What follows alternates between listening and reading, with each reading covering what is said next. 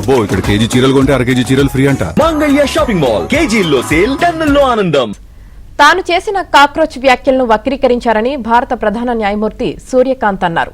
కాక్రోచ్లు పరాన్న జీవులు అంటూ యువత, మీడియా, ఆర్టీఐ కార్యకర్తలపై వ్యాఖ్యలు చేశారంటూ విమర్శలు వస్తున్న వేళ సీజేఐ క్లారిటీ ఇచ్చారు.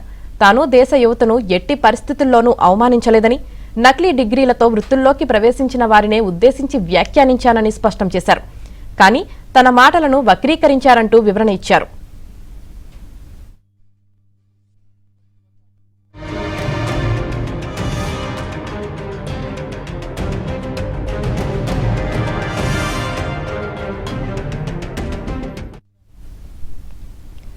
భారత యువతపై తాను వ్యాఖ్యానించానని వస్తున్న ఆరోపణలను సీజేఐ ఖండించారు.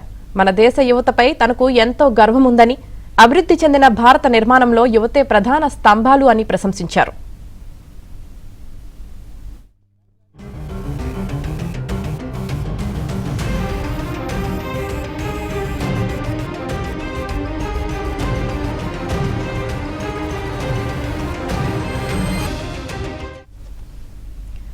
భారత యువతపై తాను వ్యాఖ్యానించానని వస్తున్న ఆరోపణలను సీజేఐ ఖండించారు. ఇక దీనికి సంబంధించి పూర్తి సమాచారం మడిలి బ్యూరో చీఫ్ కృష్ణ అందిస్తారు. కృష్ణ,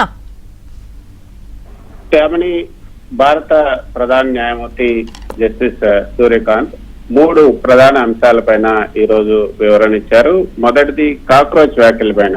తను యువతను ఉద్దేశించి కాక్రోచ్లు అన్నట్లుగా వస్తున్నటువంటి ఏదైతే ఒక ప్రచారం ఉందో దానికి సంబంధించి ఒక వివరణ ఇస్తూ, నకిలీ లేకపోతే గుర్తింపు లేని లా డిగ్రీలతో న్యాయవాద వృత్తిలోకి వచ్చినటువంటి వారి గురించి కోర్టులో చర్చ జరుగుతున్నప్పుడు ఈ వ్యాఖ్య చేశాను తప్పితే మొత్తం యువత గురించి, భారతదేశ యువత గురించి కాదు.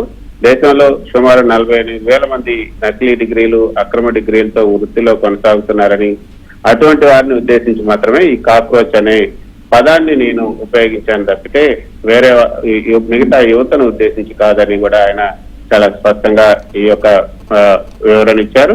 మరోపక్క ఈ వ్యాఖ్యలను యువతను లేదా విద్యార్థులను ఉద్దేశించి చేసినట్లుగా సోషల్ మీడియాలో విపరీతంగా దుష్ప్రచారం కూడా చేశారని దాన్ని ఆయన ఖండించారు. ఇక రెండవ అంశం, విద్యార్థులకు సంబంధించి ఏదైతే మెన్షనింగ్ వివాదం ఉందో, మీరు నా సమయాన్ని వృధా చేయొద్దు, మీ సమయాన్ని వృధా చేసుకోవద్దంటూ విద్యార్థులపై జరిగినటువంటి లాఠీ చార్జ్ పైన విచారణ జరిపించాలని కోరుతూ దాఖలైనటువంటి పిటిషన్ ను విచారణ సందర్భంగా సీజేఐ అన్నారంటూ వచ్చినటువంటి వ్యాఖ్యలు ఏవైతున్నాయో వాటిపైన కూడా ఆయన వివరించారు. కోర్టులో సరైనటువంటి రిట్ పిటిషన్ దాఖలు చేయకుండా కేవలం 1 పేజీ లేఖ ఇచ్చి అత్యవసర విచారణ కోరటంపైనే నేను అభ్యంతరం తెలిపాను. నా సమయాన్ని వృధా చేయకండి, మీ సమయాన్ని వృధా చేయకండి అని అనటానికి కారణం, సరైనటువంటి పిటిషన్ లేకుండా నేరుగా సుమోటాగా కేసును స్వీకరించలేరు. సుప్రీంకోర్టు తలుపులు అందరికీ తెరిచే ఉంటాయి. న్యాయ ప్రక్రియ మార్గంలోనే ప్రతిదీ కూడా రావాలి, ప్రాపర్ పిటిషన్ ద్వారానే ప్రతిదీ రావాలనే ఉద్దేశంతోనే ఆ మాటలు అన్నాను తప్పితే వేరే ఉద్దేశంతో కాదని కూడా ఆయన చెప్పారు. ఇక 3వ అంశం, ఈ యొక్క మీడియా పైన ఆంక్షలు, కోర్టులకు సంబంధించి లైవ్ ప్రత్యక్ష ప్రసారాలకు సంబంధించినటువంటి ప్రోటోకాల్ పై కూడా ఆయన మాట్లాడుతూ, మెన్షనింగ్ కేవలం కేసులను త్వరగా విచారించమని మెన్షనింగ్ చేస్తూ ఉంటారు. అది కేవలం ఒక పరిపాలనా పరమైనటువంటి అడ్మినిస్ట్రేటివ్ ప్రక్రియ మాత్రమే, అది తుది తీర్పు కాదు, లేకపోతే విచారణ కూడా కాదు. ఈ మెన్షనింగ్ సమయంలో న్యాయమూర్తులు చేసే ప్రాథమిక వ్యాఖ్యలు ఏవైతున్నాయో ఓరల్ రిమార్క్స్, వీటిని మీడియా రిపోర్ట్ చేయకపోవడం మంచిదని, లేకపోతే సరైన బ్రీఫింగ్ ఇచ్చాకే వాటిని ప్రచురించాలని కూడా సీజేఐ అభిప్రాయపడ్డారు. సోషల్ మీడియాలో వీడియోలను కట్ చేసి వక్రీకరించి ఈ రీల్స్, మీమ్స్ చేస్తూ లాభపడే వారిని, దాని ద్వారా లబ్ధి పొందే వారిని, మానిటైజేషన్ చేసే వారిని మాత్రమే అడ్డుకోవటమే తమ ఉద్దేశం తప్పితే నిజాన్ని నివేదించే ప్రింట్, ఎలక్ట్రానిక్ మీడియాపై ఎలాంటి ఆంక్షలు విధించలేదు, గ్యాగ్ ఆర్డర్ ఏమి కూడా ఇవ్వలేదని కూడా ఆయన వివరించారు. అయితే ప్రస్తుతం కోర్టు ప్రొసీడింగ్స్ లైవ్ స్ట్రీమింగ్ అవటం వల్ల పూర్తి కేసు నేపథ్యం తెలియకుండా కొన్ని చిన్న వ్యాఖ్యల్ని, ఏదైతే కొన్ని వ్యాఖ్యల్ని అవుట్ ఆఫ్ కాంటాక్ట్ యూట్యూబ్, అదేవిధంగా ఎక్సెల్ లో క్లిక్ బైట్ గా మారుస్తున్నారు. దీనివల్ల న్యాయ వ్యవస్థ పైన ప్రజల్లో తప్పుడు అభిప్రాయం ఏర్పడుతుందని కూడా సీజేఐ ఆందోళన వ్యక్తం చేశారు. నకిలీ డిగ్రీలతో న్యాయవాదులుగా చాలామంది అవుతున్న 48,000 మంది వల్ల ఈ యొక్క లీగల్ సిస్టమ్ దెబ్బతింటుంది. అటువంటి వారిని ఏర్పారాయాలనే కోపంలో వచ్చినటువంటి మాటను సాధారణ యువతకు ఆపాదించడం వెనుక జరుగుతున్న ప్రచారాన్ని అయితే సీజేఐ ఈ సందర్భంగా గట్టిగా తిప్పికొట్టారు.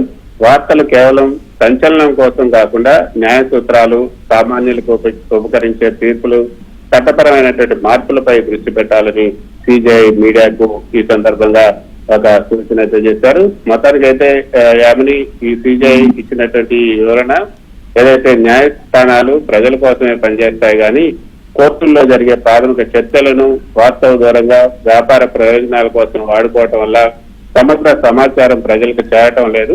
దీన్ని అరికట్టడానికి ప్రొసీడింగ్స్ రిపోర్టింగ్ కు ఒక నిర్దిష్ట మార్గదర్శకం ప్రోటోకాల్ అయితే అత్యవసరమని కూడా ఆయన ఈ సందర్భంగా స్పష్టం చేశారు. Right, thank you Krishna.